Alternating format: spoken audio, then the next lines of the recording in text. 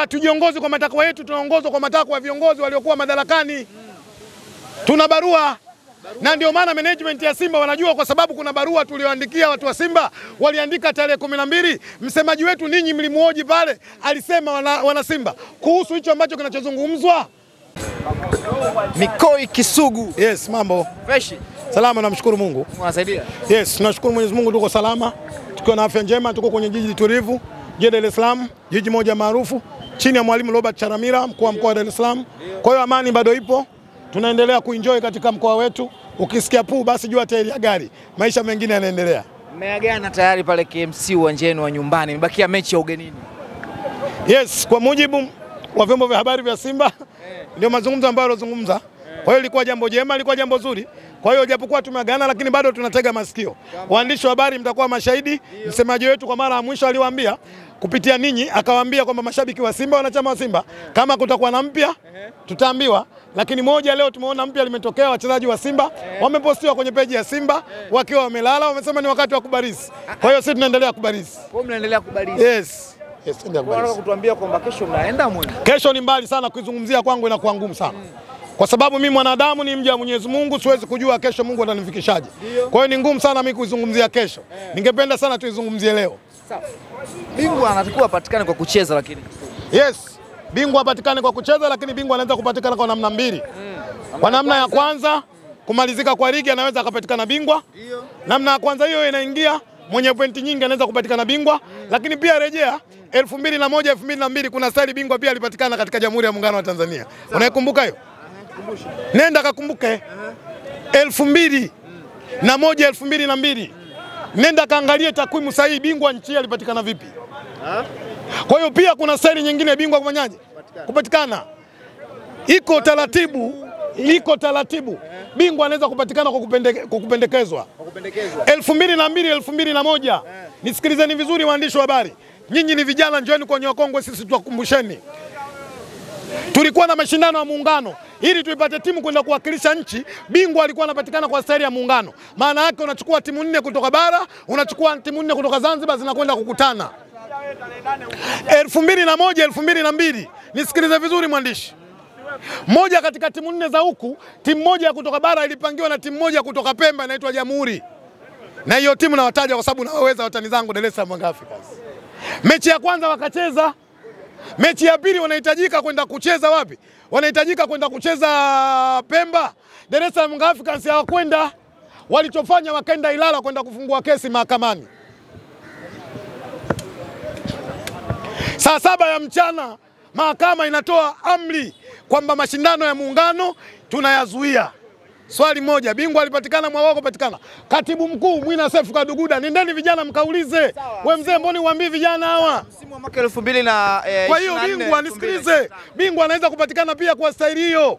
Na ndio maana Mwina Sefu Kaduguda wakati huo akiwa katibu mkuu anaitumikia FAT, TFF bado akachukua majina ya Simba, akachukua majina ya Mtibwa, akayapeleka kafu. Sawa, turudi sasa msimu wa mwaka 2024 2025.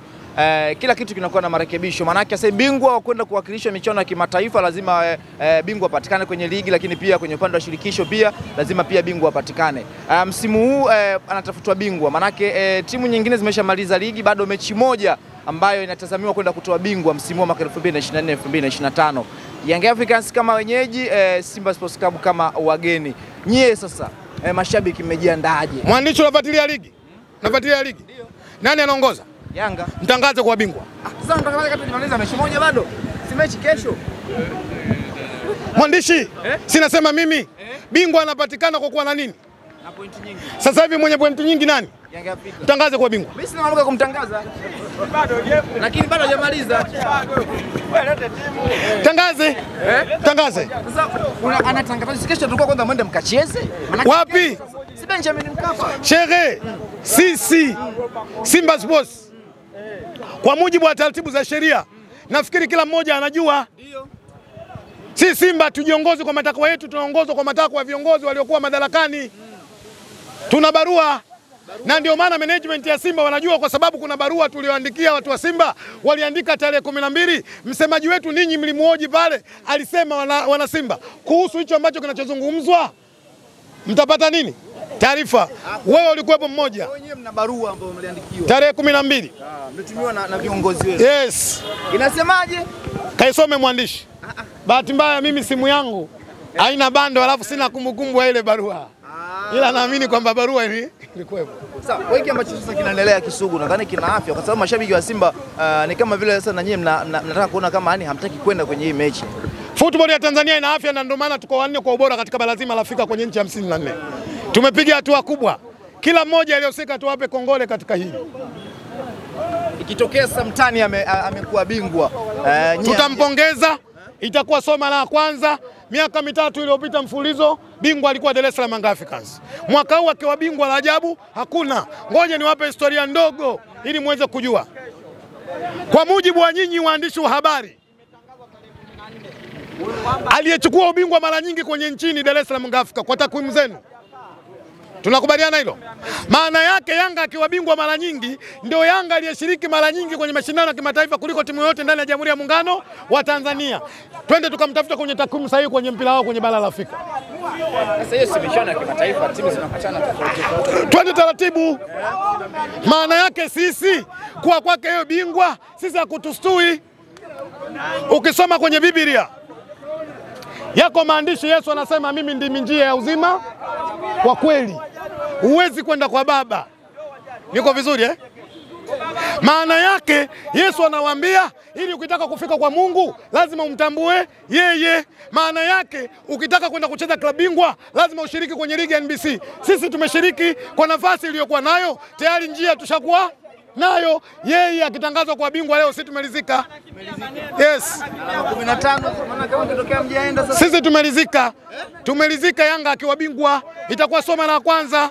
Miaka 3 iliyopita Yanga bingwa. Na hii inakuwa ya 4. Bingwa sio ya ajabu. Vindu vya kawaida. Sisi Yanga kwa bingwa, ubingwa wala hatusumbui. Haitusumbui. Haitusumbui. Amogopi. Yes, haitusumbui. Kwa sababu Yanga sio bingwa mara ya kwanza. Unajua ngoja niwaambie kuna kitu kimoja. Kuna watu unaweza kuishi nao mitaani. Akawa ameuza nyumba ya baba yake shilingi milioni 5 akawa nayo mfukoni. Lakini kwa sababu tabia zake unazijua na taratibu zake, haiwezi kukusumbua kwa sababu unajua milioni 5 ile inaisha siku 2. Wewe 2000 yako inaendelea kudumu. Na hayo mimi ashai kunitokea, nilifanya biashara na rafiki yangu mmoja. Akapata milioni 10. Kwenye milioni 10 akaniita akaniambia wewe rafiki yangu unajua nakupenda sana. Mimi leo nishapata milioni 10. Chukua 100,000. Nikajiuliza huyu mwamba milioni 10 mimi ananipa 100,000, lakini kwa sababu najua tabia zake na taratibu zake namna ambavyo zilivyo, sikutishika, nikachukua 100,000 nikaeka mfukoni. Siku ya kwanza, ya pili, ya tatu ananiambia bwana kama una 2000 niazime niweke simu yangu vocha. Leo kwenye mkutano wa waandishi wa habari nahodha wa Young Africans amezungumza na miongoni mwa watu wamesema kwamba anajua ni ugumu wa mechi, lakini pia anatambua kwamba ni mechi ambayo inakwenda kutoa bingwa kwa ambaye atashinda, lakini Kisugu ni kama vile tayari wewe umeshawapa ubingwa wananchi. Kwanza nimpongeze sana moja katika wachezaji na wakubali sana Dickson Job. Ukimwachilia kuwa anachezea Dar es Salaam Young Africans, lakini pia ni beki tegemezi kwa timu ya taifa ya Tanzania. Nimwombee kwanza kwa Mwenyezi Mungu aendelee kumpa afya njema yenye umri mrefu. Lakini niseme tu, alichosema amezungumza kwa matakwa yake. Amezungumza kwa matakwa yake. Siwezi kuyakataa, tunayakubali, lakini inshallah tumuombe Mwenyezi Mungu kesho tutaamka salama. Waamuzi bwana wa mechi hawatoki tena hapa nyumbani. Jambo jema. Ni jambo zuri.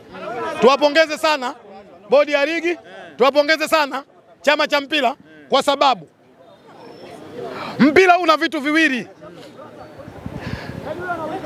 Mpira unaongozwa na kanuni. Lakini katika kuongozwa na kanuni, vyama vinaongozwa na katiba. Tukasome katiba ya TFF ibara ya 75. Waliokwenda kufanya maamuzi wana mamlaka. Lakini ukiachia katiba sio jambo la ajabu. Ligi bora kwenye bara la Afrika namba 1 ni Misri. Dabi zao zichezeshwe na Misri. Na kwa nini hazichezeshwe na Misri?